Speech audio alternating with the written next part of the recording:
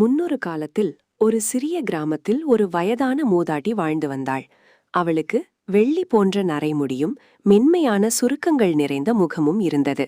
ஆனால் அவளது கண்கள் மிகவும் பிரகாசமாகவும் அன்பாகவும் இருந்தன. வாழ்க்கை கடினமாக இருந்தபோதும் அவள் எப்போதும் மகிழ்ச்சியாக இருந்ததால் கிராமத்திலிருந்த அனைவருக்கும் அவளை மிகவும் பிடிக்கும். அவள் பெரிய ஆலமரத்திற்கு அருகிலிருந்த ஒரு சிறிய வீட்டில் தனியாக வசித்து வந்தாள். அவளுக்கு குழந்தைகள் இல்லை.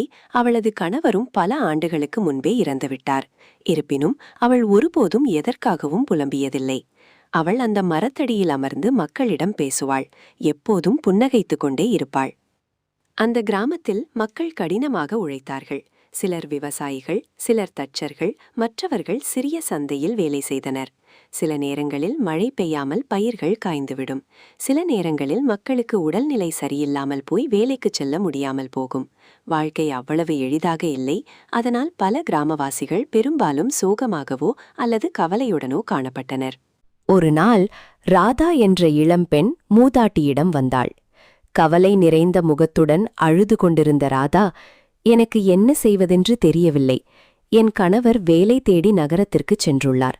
ஆனால் அவர் இன்னும் பணம் எதுவும் அனுப்பவில்லை. என் குழந்தைகள் பசியோடு இருக்கிறார்கள். எனக்கு பயமாக இருக்கிறது என்றாள். அந்த மூதாட்டி ராதாவை பார்த்து மென்மையாக புன்னகைத்தாள். உட்கார் என் மகளே, என்ன நடக்கும் என்று நீ நினைக்கிறாய் என்று கேட்டார். ராதா தன் கண்ணீரை துடைத்துக்கொண்டு, மீதி கதை பார்க்க அடுத்த பார்ட் வீடியோ லிங்க் கமெண்ட் பாக்ஸ்ல உள்ளது, கிளிக் செய்து பார்க்கவும். இது போன்ற கதை பார்க்க Zen8 Tamil Stories சேனலை சப்ஸ்கிரைப் பண்ணுங்க. எங்களை என்கரேஜ் பண்ண பெல் ஐகான் கிளிக் செய்யுங்க. இந்த வீடியோ பிடித்திருந்தால் ஷேர் செய்யுங்க, கமெண்ட் பண்ணுங்க.